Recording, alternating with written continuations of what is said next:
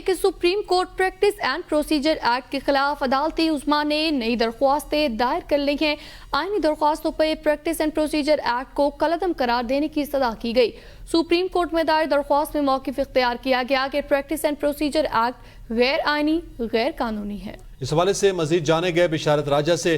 जी बिशारत राजा, बताइएगा, एक दरख्वास्त दायर कर दी गई है Supreme Court Practice and Procedure Act के खिलाफ। जी, Supreme Court Practice and Procedure Act की जो समाअत 3 अक्टूबर को होना थी, 3 अक्टूबर को हो रही है। इसके खिलाफ आमर सादक एक शहरी ने दरख्वास्त दायर की है। उस दरख्वास्त में उन्होंने सुप्रीम कोर्ट से ये इस्तदा की है कि आईनी दरख्वास्त में प्रैक्टिस एंड प्रोसीजर एक्ट को कालादम करार दिया जाए। प्रैक्टिस एंड प्रोसीजर एक्ट गैर आईनी, गैर कानूनी है, ये मौक़िफ़ इख्तियार किया गया दरख्वास्त में। और ये भी मौक़िफ़ इख्तियार किया गया कि एक्ट बुनियादी हकूक़ के आर्टिकल्स के मुनाफी है। सुप्रीम कोर्ट दरख्वास्त मंजूर और कानून को कालादम करार दे दे।